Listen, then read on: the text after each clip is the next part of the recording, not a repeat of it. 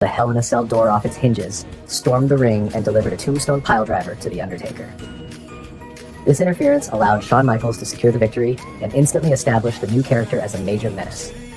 The new character was introduced as Kane, the long-lost younger half-brother of The Undertaker. WWE television vignettes narrated a dark backstory.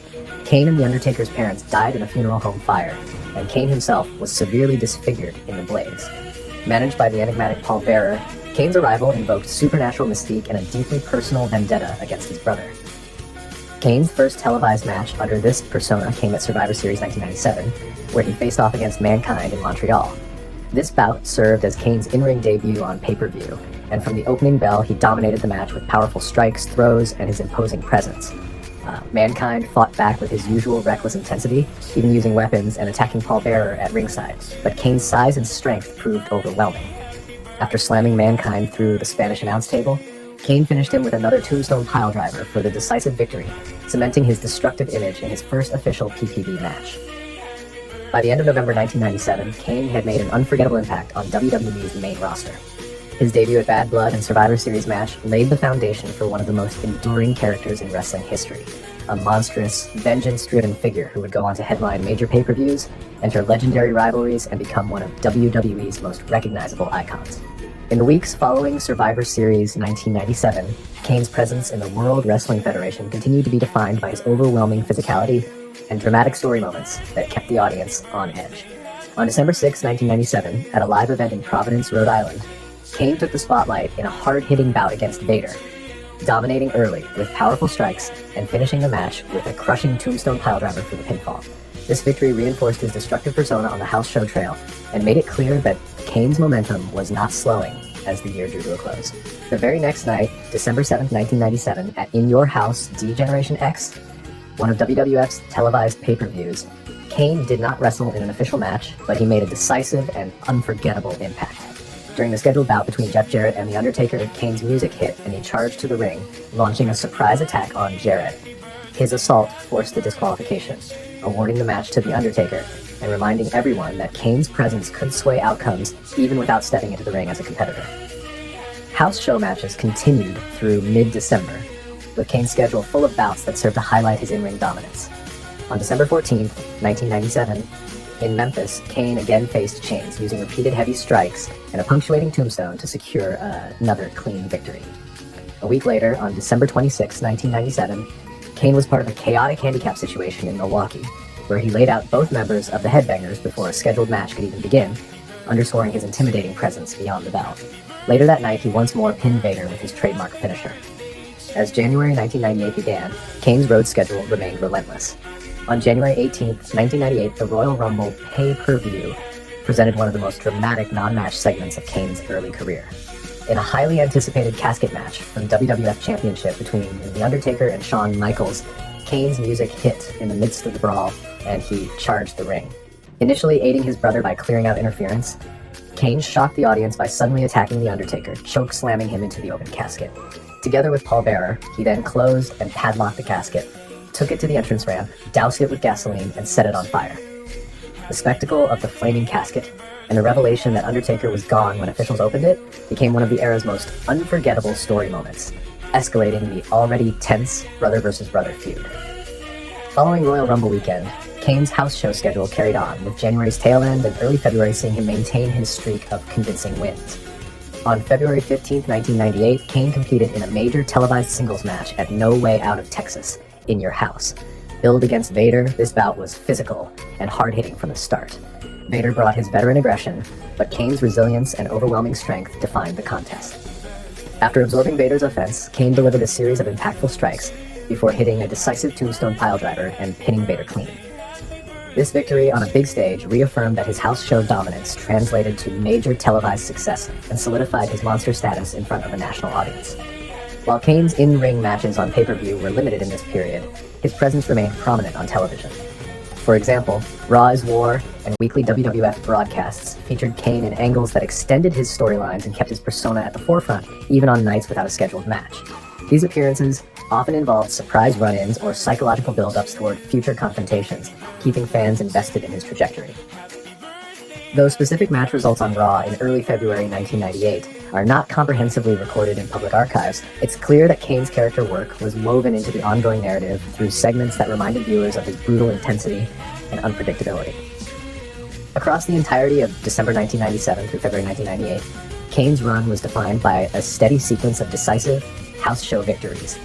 His performances during this period consistently underscored the same core principles: unrelenting aggression, overwhelming power, and the sense that Kane's arrival, whether in match or in segment, could change the tone of any event. In the spring of 1998, Kane's ascent from monster debutant to one of WWE's most dominant competitors reached its first defining moments on wrestling's biggest stages. After months of psychological torment and feuds built on fire, betrayal, and supernatural mythology, Kane stepped into the spotlight of WrestleMania for the first time. WrestleMania 14 on March 29, 1998 marked Kane's first major singles match on WWE's grandest platform, where he faced his brother The Undertaker in a long-anticipated showdown. The storyline leading into the match had been simmering since Kane's debut at Bad Blood, where he famously interfered in The Undertaker's first Hell in a Cell bout, setting up a visceral clash between two massive, intimidating forces. At WrestleMania, the pace was intense and physical. Kane delivered multiple tombstone piledrivers, but Undertaker ultimately stood tall, defeating Kane in their first WrestleMania encounter.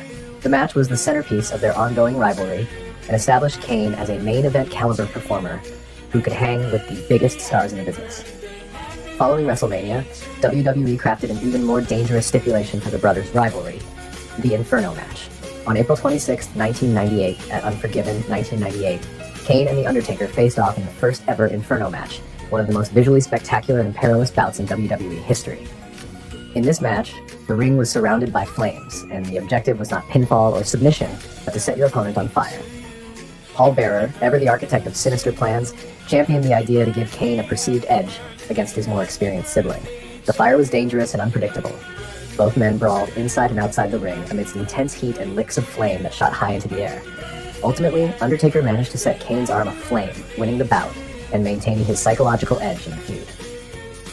While fans and critics focused mostly on the spectacle, the Inferno match elevated the Odd Couple feud into the realm of mythic confrontations, bloody, fiery, chaotic, and turned the rivalry into one of WWE's signature storylines of the era.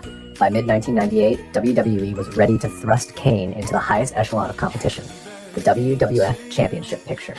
At King of the Ring 1998 on June 28th, Kane challenged reigning champion Stone Cold Steve Austin in a First Blood match for the WWF Championship. The First Blood stipulation meant the first competitor to bleed would lose, adding dramatic stakes to the already intense bout. In kayfabe, Kane's character even vowed that if he failed to win the title, he would set himself on fire, a commitment underscoring the fire and vengeance mythology surrounding him. During the match, conflict erupted when The Undertaker interfered, striking Austin with a chair and causing him to bleed first. That interference allowed Kane to capture the WWF Championship, an unexpected but unforgettable title victory that put him at the top of the card. The fallout from this championship win was immediate. The very next night on Raw is War, Stone Cold Steve Austin regained the title from Kane in a rematch. This quick reversal underscored the volatility and unpredictability of WWE storylines at the height of the Attitude Era, and positioned Kane as a credible top-tier threat who could hold gold and be woven directly into multi-layered plots involving other main event players. WWE also experimented with Kane's alliances during this period. Following the title exchange, Kane teamed with Mankind, another dominant and unpredictable character, and together they captured the WWF Tag Team Championship. At Fully Loaded 1998, on July 26th, Kane and Mankind defended their tag titles against The Undertaker and Steve Austin in a high-stakes tag team match. Though Kane and Mankind's reign was storied more for its chaotic energy than lengthy dominance, it showed that Kane could function both as a singles menace and as a force in tag team competition at the top level of WWE's roster. Beyond title victories, another high-profile encounter occurred at Judgment Day 1998, where Kane and The Undertaker squared off again, this time with special guest referee Stone Cold Steve Austin in a bout for the vacant WWF Championship. Neither brother was able to decisively pin or submit the other due to the stipulations and Austin's unpredictable involvement. The animosity between Kane and Undertaker was still white-hot, and the match added layers to their dynamic by involving a third star with unpredictable allegiances. The confrontation ended in chaos, further delaying resolution in their personal feud and keeping both competitors central to WWE's main event picture. Throughout these peak early years, Kane's character also showed evolution beyond sheer physicality into psychological warfare with opponents. His rivalry with The Undertaker was as much about mind games and storytelling as it was about collisions in the ring. Whether Kane was battling fire, enduring brutal physical stipulations, or slugging it out in championship contests, WWE audiences witnessed a performer who could transform his towering presence into a defining force of the Attitude Era. Even outside the listed points, Kane's actions, such as interfering in triple threat matches with Austin and Undertaker at Breakdown in Your House in September 1998, and the multi-layered tag and title dynamics with other top stars, reinforced his role as a central figure in WWE storytelling. The creative continued to use Kane as both a world title contender and a narrative catalyst in major storylines across weekly shows and pay-per-views. A testament to how the character had transcended a simple monster gimmick into something that could anchor feuds and influence title pictures. By the end of 1998, Kane had already been showcased in 4 of WWE's most high-profile match types and story arcs: WrestleMania singles, the Inferno match, a world title match with a sensational stipulation, and a featured tag team title defense, solidifying his place in the pantheon of top wrestlers in the company. This era marked the first peak of his WWE years, combining in-ring skill, high-stakes matches, and deeply personal storytelling that resonates with fans to this day. In the early 2000s and into the next decade, Kane's WWE career surged beyond his initial monster debut and early world title night. By combining tag team dominance, brutal singles bouts, specialty matches, and championship breakthroughs, Kane proved that he wasn't just a frightening presence. He was a multi-dimensional force, capable of thriving at every level of WWE's storytelling and competition. Much of this era is tied to his long-standing partnership with The Undertaker as the Brothers of Destruction, his dramatic singles achievements, and his place at marquee WWE events including WrestleMania and Money in the Bank. One of the defining elements of this period was the partnership between Kane and The Undertaker, billed as the Brothers of Destruction. Together they represented a destructive tandem that commanded respect across the roster. In early 2001, they reunited and made a huge impact, beginning with the Royal Rumble that year. Kane entered at number 6 and eliminated a remarkable 11 competitors, finishing as runner-up in the match, and showcasing his formidable endurance and dominance in the iconic Battle Royale format.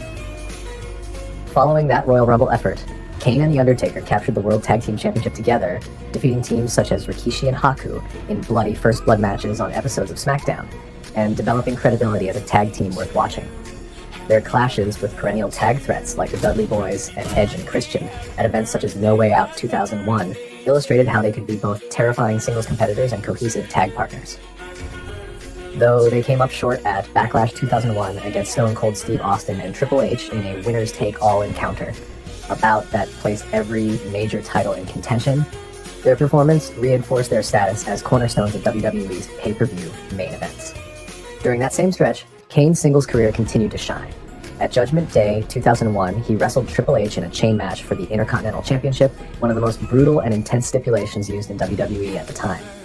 The match saw Kane leverage his raw power while chained to his opponent, trading blows with Triple H in a violent back-and-forth contest that rewarded neither superstar with a clean, easy victory. In the end, Kane overcame the challenge and secured the Intercontinental Championship, adding another prestigious singles title to his growing resume and demonstrating his ability to transition from tag team spotlight to headlining singles competitor. In 2001's WrestleMania X7, Kane also captured the Hardcore Championship in a thrilling triple threat match against Big Show and Raven. This bout stood out as one of the most chaotic and memorable hardcore title contests in WrestleMania history, with weapons, backstage brawling, golf cart antics, and moments that blurred the lines between sport and spectacle. Kane's victory in this mayhem reinforced his versatility. He could destroy opponents in traditional singles matchups, reclaim singles gold under unusual rules, and still be engrossing in multi-man scenarios that relied on both character psychology and athleticism. Outside of tag teams and specialty stipulations, Kane also had significant one-on-one victories on the grandest stage. Outside of tag teams and specialty stipulations, Kane also had major one-on-one moments on the grandest stage. At WrestleMania 23 in 2007, he went head-to-head with the Great Khali in a heavily promoted singles match. Kane stunned the crowd by body-slamming Khali, a visual callback to Hulk Hogan's legendary WrestleMania 3 moment, briefly shifting the momentum and creating one of the night's most talked-about visuals. However, the surge was not enough to secure the victory. Khali recovered, reasserted his size and power, and ultimately pinned Kane, handing him a decisive WrestleMania singles loss despite the iconic mid-match moment. Across this period, Kane's WrestleMania record was diverse and extensive. He appeared in a range of match types, from singles to tag matches to multi-man bouts involving major names such as Rikishi, X-Pac, Road Dogg, and Kurt Angle, and he often brought a palpable sense of threat and passion to each encounter. His varied WrestleMania performances underscored how WWE trusted him as both a major attraction and a versatile performer, capable of telling stories inside the ring as sports entertainment's most important spectacle. Beyond WrestleMania, Kane's involvement at major pay-per-views demonstrated his consistency as a headline player. He repeatedly found himself in high-profile rivalries, whether defending his own titles or disrupting the desires of other champions. But one of his most significant achievements came years later, in 2010. At the first Money in the Bank Premium Live event on July 18, 2010, Kane entered the eponymous ladder match alongside a stacked field of athletes vying for a future world title opportunity. Kane outlasted every competitor to win the briefcase, an accomplishment that alone carried prestige.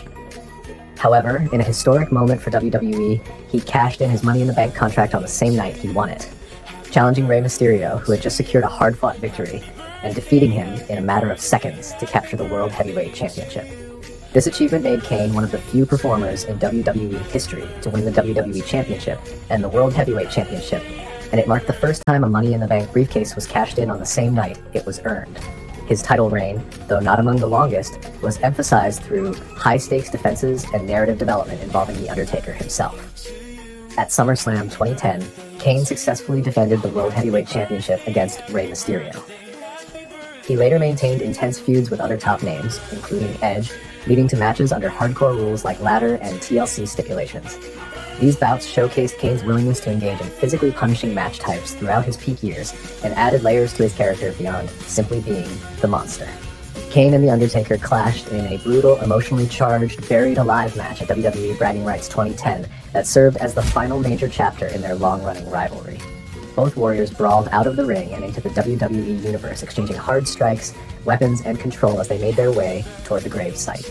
The Undertaker came close to victory, locking Kane in his Hell's Gate submission and nearly driving him into the burial pit.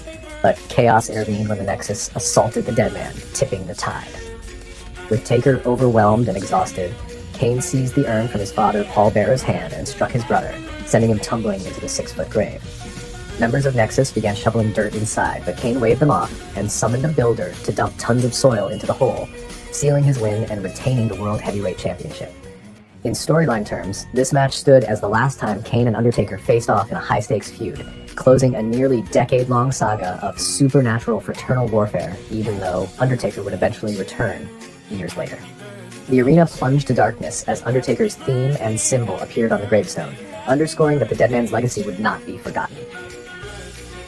At WrestleMania 28, 2012 in Miami, Kane faced Randy Orton in a hard-hitting singles match that pitched Orton's striking precision against Kane's overwhelming power. From the opening bell, the match was competitive. Orton landed punches and kicks, only for Kane to regain control with clotheslines, suplexes, and chokeslams. Momentum swung back and forth as both men fought to assert dominance. In the decisive sequence, Kane climbed to the second rope and delivered a massive chokeslam that secured the 3-count victory, asserting his strength on the grandest stage of them all. Throughout these peak years, whether he was tearing through opponents as part of the Brothers of Destruction, winning singles gold across different championships, or stepping into the ring in brutal specialty matches, Kane's presence was felt from WrestleMania to SummerSlam, from tag title bouts to Money in the Bank breakthroughs. He remained one of the most recognizable and formidable figures in WWE, capable of leaving a lasting impact on every match that carried his name.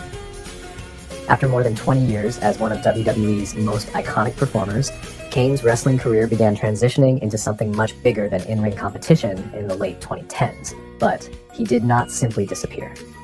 Even as he embraced life outside full-time wrestling, significant events continued to mark his legacy and demonstrate how deeply the character and the man behind it have remained part of WWE and beyond. By 2018, Glenn Thomas Jacobs, better known to millions as Kane, had already cemented his status as a wrestling legend.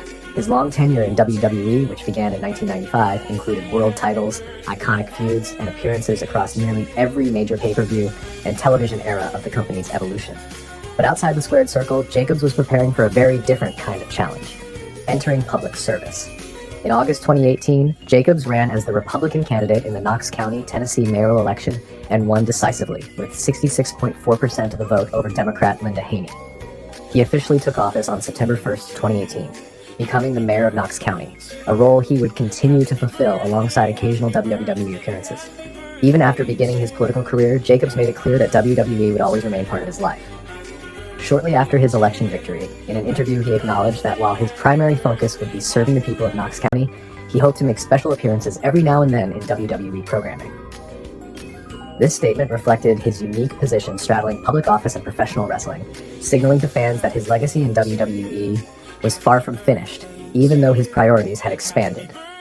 One of the most memorable moments from this era came in 2019, when Jacobs, appearing in WWE as Mayor Glenn Jacobs, competed for and won the WWE 24/7 Championship.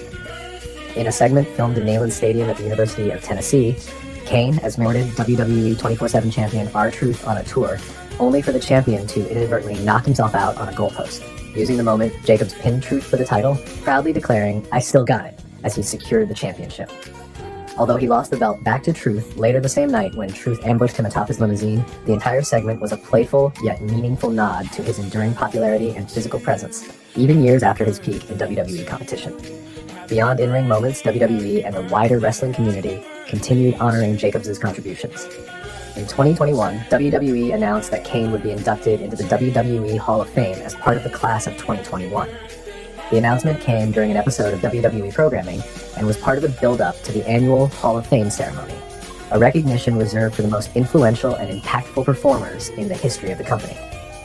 Kane's induction highlighted his long and diverse career, which included world champion reigns, tag team dominance, groundbreaking match types, and one of wrestling's most memorable characters. The Tennessee State Senate even passed a resolution honoring Jacobs ahead of his Hall of Fame induction, reflecting not just his WWE achievements, but also his service as Knox County Mayor, a rare dual legacy that bridged entertainment and civic leadership.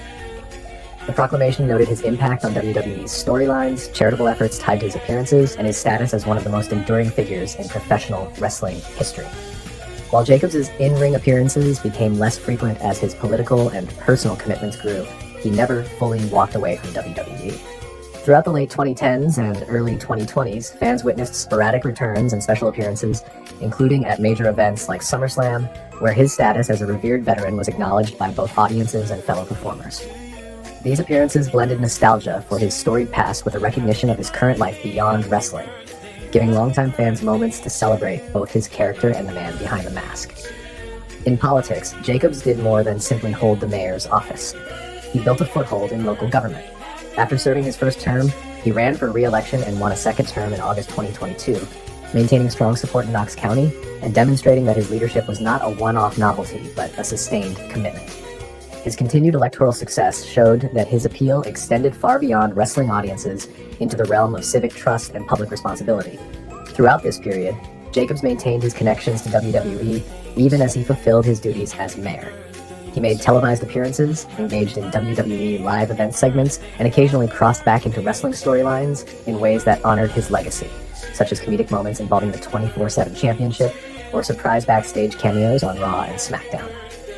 Each appearance reminded fans that while the arena and City Hall were different stages, the man who once tore down cell doors and brought fire imagery to wrestling was still part of the larger WWE story. Kane's legacy by this point was already monumental by any measure, a career that included multiple world championships, countless tag team and specialty matches, and an ability to remain relevant through evolving eras of professional wrestling. But in the late 2010s and beyond, Jacobs expanded that legacy, not by chasing titles in the ring, but by excelling in public service and being inducted into the WWE Hall of Fame. At 323 pounds, Kane! Highly anticipated matchup. The competitors in this one have been waiting all day to get their hands on each other.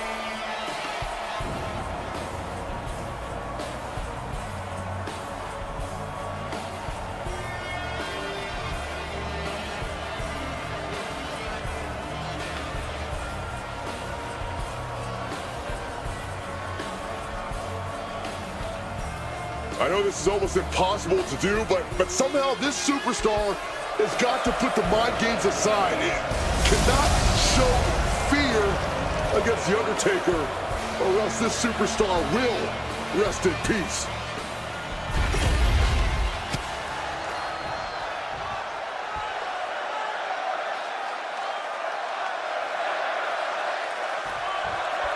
Guys, we have a superstar that is molded to be the next big thing.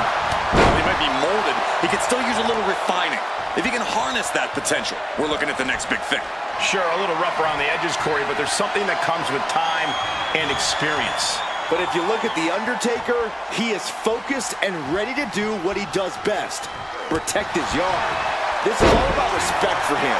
You have to imagine he's going to fight tooth and nail to make sure he's properly respected. Undertaker's had a long and decorated career. Certainly a lot of tape to watch on the Phenom when preparing for this match.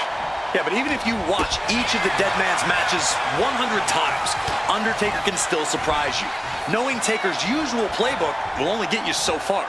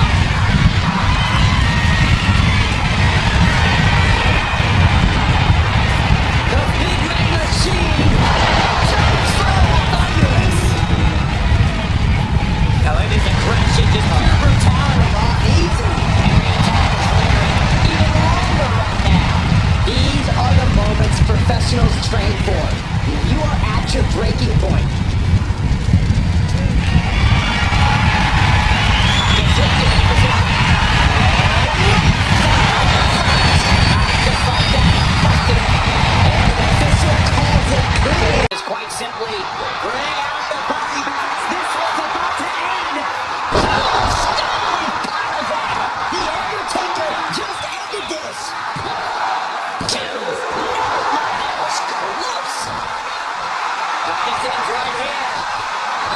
He's got it. So he tried again. Set up. The Undertaker in a bad way. Going for the cover. He breaks the pin before the 1 count. How at this point? He stands right here.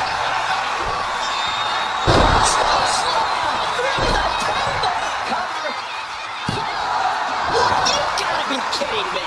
How the hell do you kick out of that? I have no words. Not even a 2 count? And don't think the outcome is going to change Kane's approach. He's as hell-bent as ever.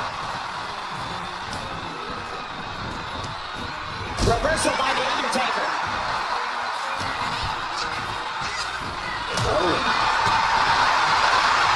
These two guys strike for a strike, it seems. Giving up now is not an option. They have to finish this. 2 times, trading strikes, and refusing to back down. Exhaustion setting in, and neither one of them is letting up. Undertaker caught off guard.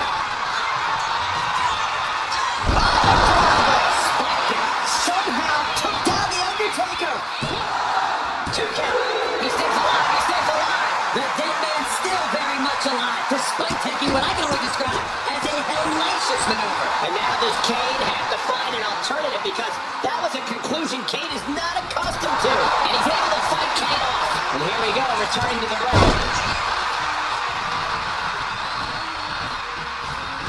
The Undertaker, and it's cinched in.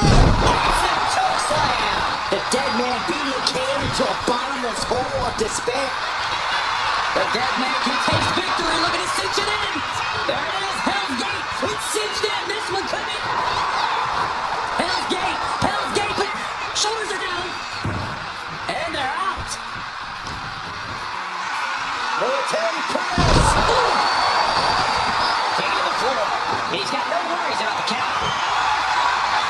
Of all the toys underneath the ring, he just had to go with the one that ensures splinters. Back in the ring. Oh, what a boot.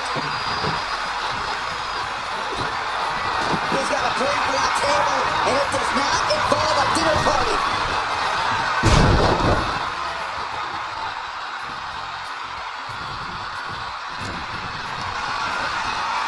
Gets driven into the corner. Oh, right into a counter. Clothesline.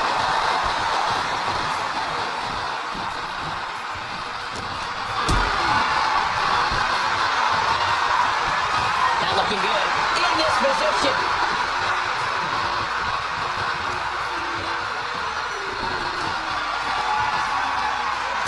Explosive. The table just exploded. Sending him careening through the table.